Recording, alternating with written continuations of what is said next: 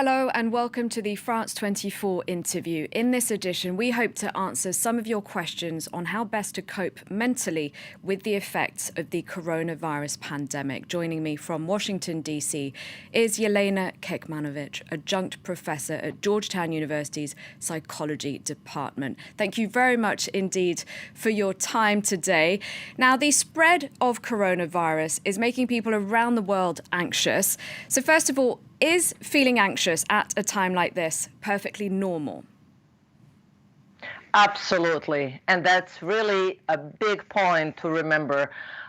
This is an uncertain time. It's a time that's very ambiguous. It's time that we are presented with a novel situation that nobody has had the chance to deal with before. And all of these aspects of the situation really make us very anxious, and we respond with, anxious and worried thoughts, physical sensations of anxiety, and, in my practice, also among the patients, we hear a lot of anxiety coming on. Absolutely, and it's really important to remember that doesn't mean that something is wrong with you because you're experiencing these feelings, thoughts, and sensations, but this is a certain anxiety-provoking time. So what are your top tips then for dealing with the anxiety? Sure. So we definitely have some good tips that have been developed over decades of research and practice in terms of how to deal with anxiety in general. So the first one is really to tackle, as I call it, this paradox of anxiety. And the paradox of anxiety goes back to something that a Swiss psychiatrist, Carl Jung, called it what you resist persists, which really means that the more you try to struggle against, fight against, push away, avoid these feelings and thoughts, anxious feelings and thoughts, the more they're going to come back with a vengeance later. So the idea is to really notice, acknowledge that these anxious thoughts and feelings are showing up and, describe them the best you can to yourself, to others, and then let them go the best you can. So to notice that these waves of anxiety can come upon you, and yet if you don't really struggle with them and engage with them and can just let them go, then they kind of roll over. They'll come back again, but you can again sort of mindfully notice them, acknowledge them, observe them without judgment, and let them go. And that's part of remembering that we really cannot directly control our feelings and thoughts. We like to think that we can, but we really cannot. And what we can control is how we react behaviorally to these feelings and thoughts. So while noticing and letting go these anxious feelings, what you can do is you can behaviorally, in the moment, focus your attention on something that matters, something that's still, even in these really difficult times when, our lives are, very kind of narrowed, there are still things that, can bring us meaning and purpose and joy.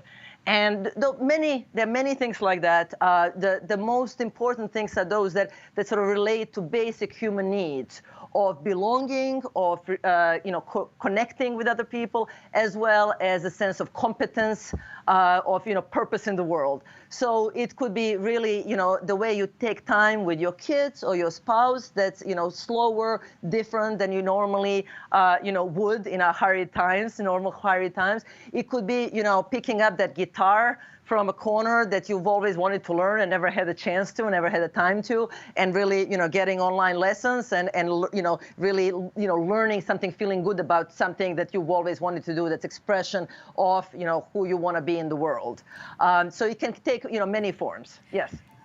What about specific advice for people who rarely get to leave their homes these days, who are under lockdown? For example, just how important is exercise for mental health? Extremely important. I cannot overemphasize the importance of exercise, as well as other self-care strategies. The main self-care strategies that help us both psychologically and physically are exercise, sleeping enough and having good quality of sleep. It's practicing mindfulness whenever possible, practicing relaxation techniques, and spending time in nature if possible during these times. For some people it's possible, for some people it's not. And in terms of exercise, We are limited at what we can do, given that gyms are closed, yoga studios are closed, our swimming pools are closed. That said, we can get creative. We can get creative. There are things that you can do at home. Find YouTube videos of how to do yoga and set a little yoga mat in your house. You can do jumping rope exercises. You can run in place, right? You can connect online in face groups or Google Hangouts with your friends and do yoga together. So so that you kind of are doing exercise and connecting with other people. So there are other ways to do it, and this is no time to stop or your exercise routine. It's time to reinvent it. And if you've never exercised, this is the time to start it, because most people have a little more time and they're little more focused on how to get through these stressful times. So this is a great time to start your exercise routine. You mentioned virtual interactions because, of course, many people in lockdown don't have friends and family with them at home. Can that be just as effective to staying healthy mentally, interacting with people, using FaceTime daily? Absolutely, absolutely. I mean, of course, there are certain specific advantages to face-to-face interactions, but we know from psychological research that actually, especially video interactions, can be very useful. From my field, field of therapy, of psychotherapy, for example, I've been just reviewing all the research that suggests that teletherapy via video is as effective as in-person therapy. So that gives us an idea that this really can be an effective way of connecting with other people. And video is always better than just audio. Audio is better than just texting, right? So, I recommend actually, putting your, either FaceTime or WhatsApp or any other video application, maybe on the floor, on the table, and kind of going about your life, maybe having a meal or preparing a meal or playing with your children, and then connecting with relatives, with friends, so that you kind of have a sense that they're part of your life. It's not just, this designated phone call, but you kind of integrating them around your regular life. I mean, I am from Europe originally, and I live in the United States, and my family is scattered all over the world. So we've been practicing this, for decades now. And I feel that I've really been able to connect with my family in Australia and in Europe in this way. Sometimes we would just kind of both be on both ends, sitting and having a meal time and having a Skype application, and it really can work. Absolutely, I'd say, from my experience. Now, here in Paris, a lot of us live in very small spaces. Is there any correlation between the size of the space that you're locked down in and your well-being? Is it about how much space you have or more the mindset you have? It is really more about mindset. We really don't have any reason to believe that a smaller space would have any worse effects on people than having a bigger space. It's more about your mindset and being creative, because you can, in a very small space, you can, use this time, again, to actually savor more slower pace of life, and maybe rearrange some things in your apartment to actually feel more relaxing and more welcoming, to be kind of an oasis, during this stressful time. And you can also, again, take this opportunity to relate to people who are sharing your home, if you're living with other people, to have conversations that you haven't had usually. It is a time that gives us a chance to actually start relating to each other in a different way, and possibly also to re-examine some priorities. Our modern lives are so hurried, and it's all about getting things done and checking off lists of things to do, and to some extent chasing the a paycheck and status and power and so forth. And when a lot of external things are kind of very restricted these days, it's an opportunity. It's really an opportunity for us to slow down, step back, and kind of re-examine our life and our priorities, and maybe there's something interesting that it will come up, and maybe it's an opportunity to reevaluate and rearrange our priorities. Now, I wouldn't want to discourage anyone from watching France 24, but do you think that people should limit, at the moment, in these circumstances, just how much news they watch? Absolutely, absolutely. That, again, talking about what we have control over, right? We have control over our behaviors. And, if we behave in such a way that we allow ourselves to be sort of bombarded with a stream of negative news for hours daily, that is absolutely going to have effect on our psychological and possibly even our physical health because of the stress reaction. Because evolutionary, we are just not prepared to process that amount of negative, uncertain information. So, it is important to limit time.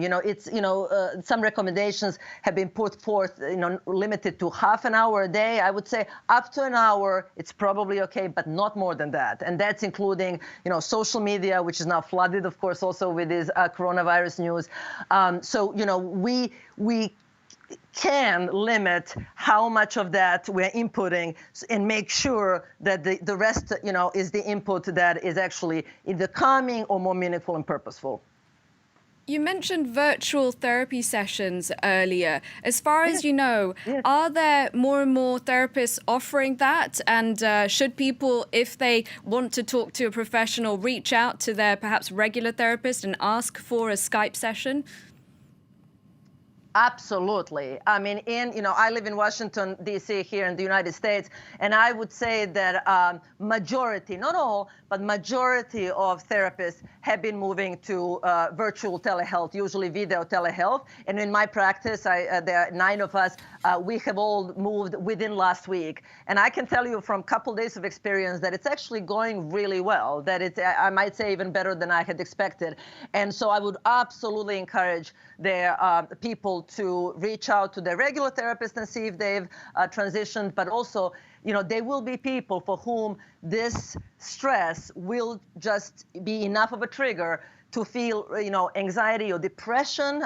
Depression is also a problem during these very isolated times. Also the times where we have a lot of losses we're dealing with, or, things that we, fill out our regular lives. So both depression, anxiety, and other problems can really come to a point where you need to seek a professional help. If you're noticing that you're really not sleeping, that your eating patterns are, discombobulated, then you're noticing that, you cannot find joy in anything, that, you're really struggling or having, really prolonged anxious reaction, it's time to ask for professional help. And they are, and I believe it's across the world. I know in Australia and America, both have been moving, a lot of practitioners have been moving to teletherapy, and it absolutely can be effective. So yes, please reach out if you feel that, this is a bit more than you can handle right now. And it's, again, that's to be expected. That's to be expected. All right. Well, thank you very much indeed for your time and all of your tips. Thank you for having me. Take care. You too. Thank you. That was Jelena Kecmanovic from Georgetown University joining us from Washington, D.C. That's it for the interview. Thanks for watching France 24.